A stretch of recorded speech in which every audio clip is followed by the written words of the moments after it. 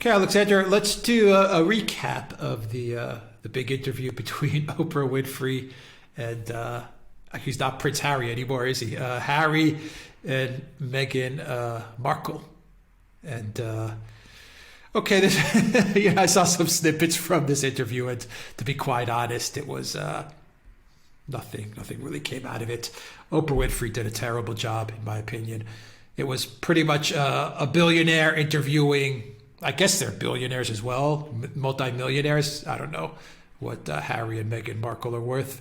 But, there's one thing that I take issue is that, and I didn't see it in the interview, I don't think that Oprah Winfrey disclosed that she's actually working with Meghan Markle and Prince Harry on a documentary together. She should have disclosed that they're actually working on some projects together. That was wrong that she didn't disclose that, but she went really light on them.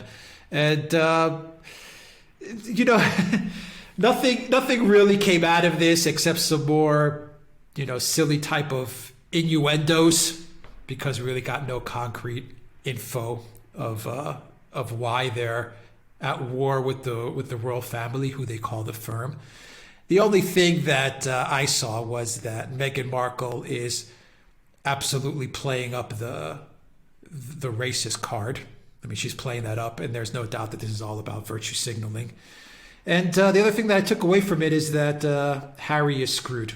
Harry is absolutely screwed. He's isolated. He's been taken away from his family, taken away from his brother, who I imagine he was very close with, and I'm sure he loves his brother very much.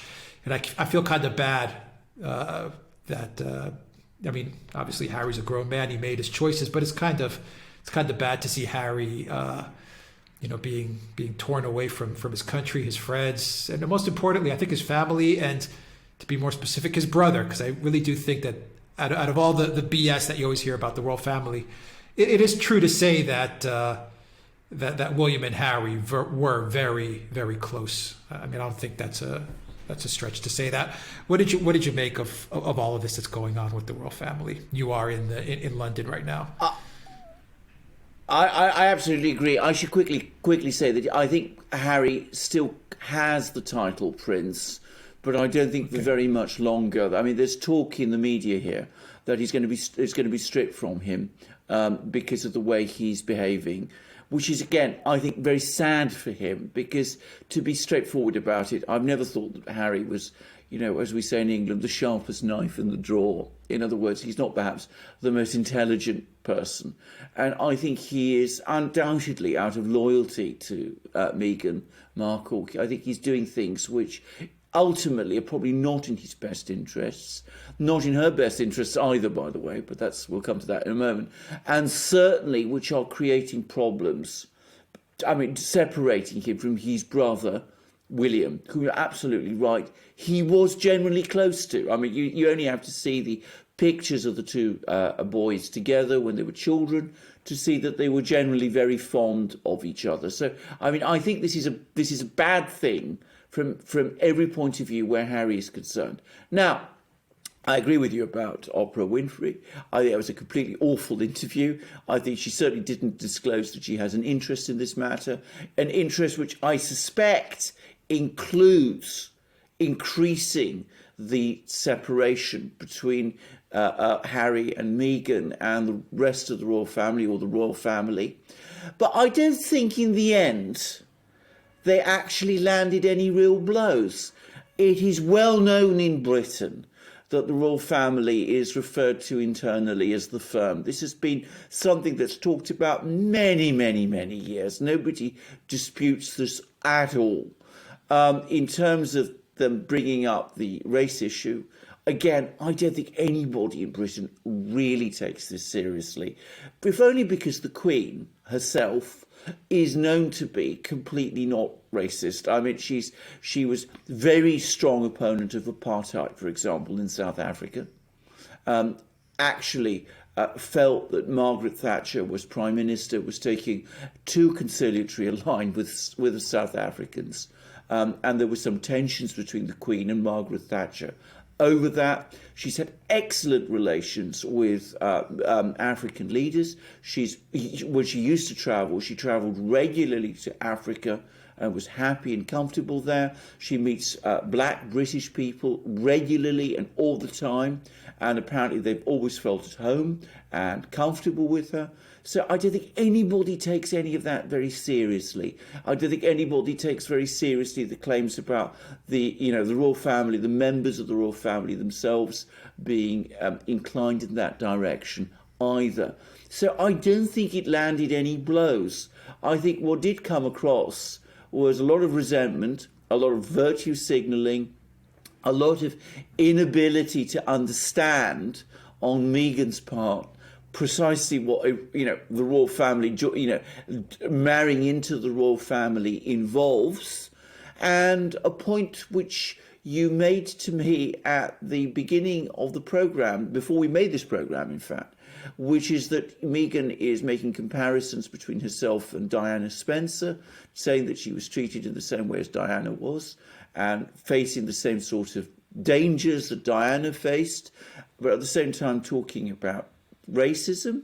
But of course, racism and prejudice and class prejudice could not have existed against Diana, because Diana was or came from the very highest pinnacle of the English aristocracy. I mean, the Spencers are one of the great landed aristocratic families of England. So, if you're making those sort of comparisons with Spencer, then your points about, or your virtue signalling points that you were talking about, don't really make a great deal of sense. And they don't make much sense in respect to the attitudes you will find within the royal family. I'm afraid I don't think there's any coming back for Harry from this.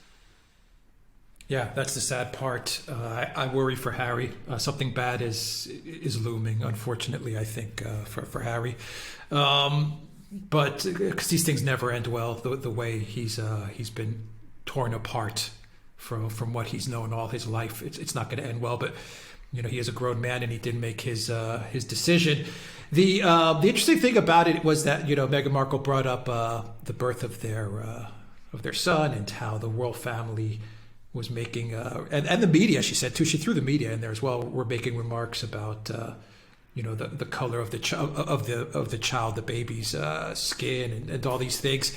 And I found that as really in bad taste, because she was also talking about how they were going after Diana and how she felt she couldn't stay in the UK because of the dangers that befell Diana, and ultimately led to her death in that paparazzi chase. And Meghan Markle said that she she felt like she couldn't go on and she didn't want to live anymore in that type of environment. But I said, as you said, it runs so counter to, her. It's like she was changing her story all the time. And I just sat there to myself and I said, on the one hand, you're saying that the media and the royal family treated you so poorly because they're racist. But on the other hand, you're saying that they treated Diana so poorly and you didn't want that to happen to you. And I just thought to myself, the UK media, when it comes to the royals and all the paparazzi when it comes to the royals, I mean, they'll go after anybody. I mean, they're as aggressive as it can get. She must have known what she was getting into. I mean, come on, it's the whole world knows that, if you're going to marry into this family, what the UK media is going to do to you, good and bad. I mean, it's obvious. So why did she go down this route and tear Harry apart? Well, I have no idea, because you're absolutely right. I mean, all the things that she's complaining about, if you really drill down and see what she's complaining about, all these things are things she should have known about anyway. I mean, the fact that the British media are amongst the most aggressive and ruthless and predatory in the world is universally known.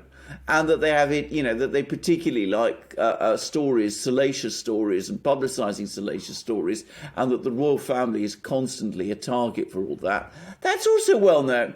I mean, anybody who marries into the British royal family knows that is the case.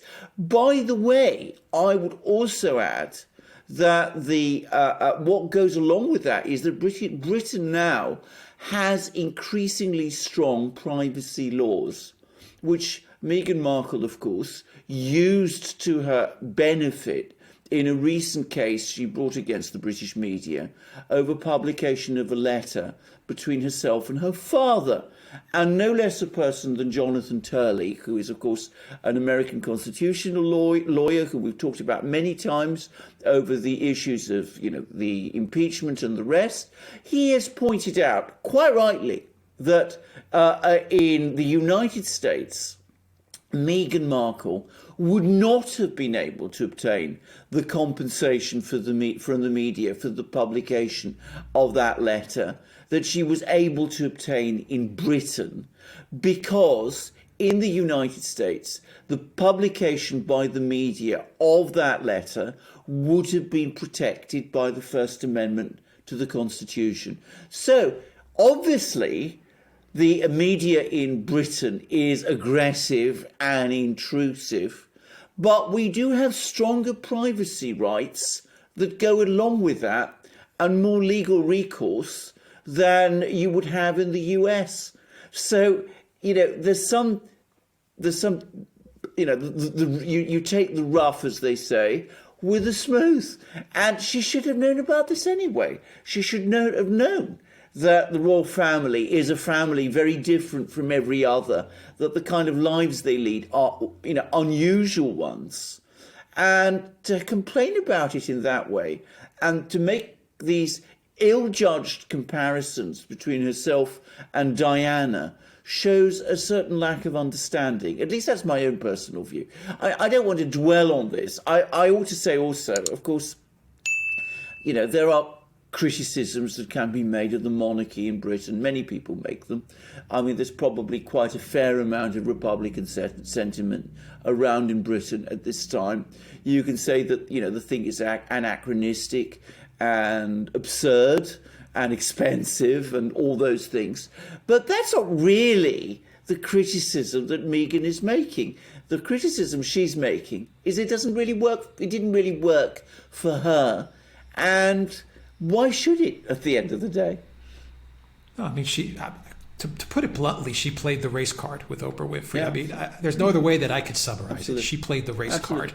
I And agree. she basically said it was the race card that drove them to Los Angeles ultimately. What happens to Harry? I mean, how does this end for Harry? Is everything that I'm thinking about? Because it seems like Meghan Markle is getting what she needs out of this: the fame, the exposure. I mean, she wasn't an A-list. I mean, you've got to be honest. She wasn't an A-list actress. She wasn't like a top-level actress in the United States. She was. She had a supporting role in a TV show. I believe one TV show that I know. I can't think of anything else. So I mean, she's extracted quite a lot. Harry, what happens to the guy? You said there's no coming back for him. No. What does that mean? He can never go back home now? I mean, he can never become prince again? He can't. He's not exiled from Britain. He can always return to Britain, but it's the royal impossible to family. see him. But exactly, it's impossible to see him being readmitted to the royal family on the same terms that he had before he left it. So, I mean, I think in that respect, his bridges are burnt now. I think he now becomes citizen Harry, either in Britain or the United States. I expect and suppose that he's going to make his life now in the United States, because I don't really see what life he has in Britain. There is no conception in Britain of an ex-royal. I mean, that idea doesn't exist here. It's never happened in history. If he did return to Britain, I don't think so. I mean, I can't see how he could have done, actually. So I don't really see how he can return to Britain, because if he does return to Britain, I mean, he can't function as a private citizen would, because his background is not that of a private citizen. But at the same time, he's not a member of the royal family either. So I think his future lies in the United States. Now, he's inherited a fair amount of money from his mother, and so he's not, he's financially secure. But what he's going to do with his life, I simply don't know. I mean, he's a father. Maybe that's what he will focus on. Yeah, but financially secure, but money comes and money goes. If he's a young guy, I mean, he's got a... Well, indeed. Money comes and money goes. And if you don't have a purpose to your life, well, maybe he will find one. I mean, I hope he does. In the United States, it's a place where people can find lots of opportunities if they want to. But, you know, if he doesn't find one, then, as I said, he could find things for himself turning out very difficult. I hope not. I've nothing against the man. But the fact of the matter is, he hasn't played things well. And perhaps, because we've talked a lot about Meghan, perhaps he should have explained things to her more clearly, and perhaps restrained her in some of the things that she said and done. Well, he should have. Yeah, he should have definitely. He should have exactly. I'm not going to say he should have put his foot down to a certain extent, because I mean, I think he's been torn so far away, and like you say, there is no return. That's the last thing you want to have in your life, is not have any options whatsoever. In other words, close the door behind you. You know, it seems like just a terribly poor decision. What about his son Archie? Is he part of the royal bloodline anymore? Or no, that's also out the window. No, but I mean, if Harry ceases to be, then presumably not. I mean, in a sense, he is, in the sense that if William were to pass away and William's children were to pass away, which I hope, obviously don't want to see and can't imagine, but if they were, then, Archie would still be in line for the throne.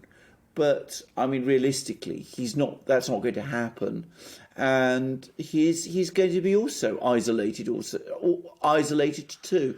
But at least he's very young. He will grow up. He can work out his own life. Harry is not in that position, so I can see how things may not turn out terribly well for him, if I have to be frank. Yeah. Anyway, at the end of the day, this is kind of a, it's a sad story especially for Harry. But like I said, he's a grown up and he made his decision. But it is kind of a tragic story for him. It is. I mean, I agree. I mean, it's all right. It's not huge news. But I do have to say, I mean, some people I've noticed have been taking a rather cruel and comic perspective on this. If you think about this as a family affair, there's nothing really funny about it at all. It's a sad one, actually, and it's sad that it's turned out like this.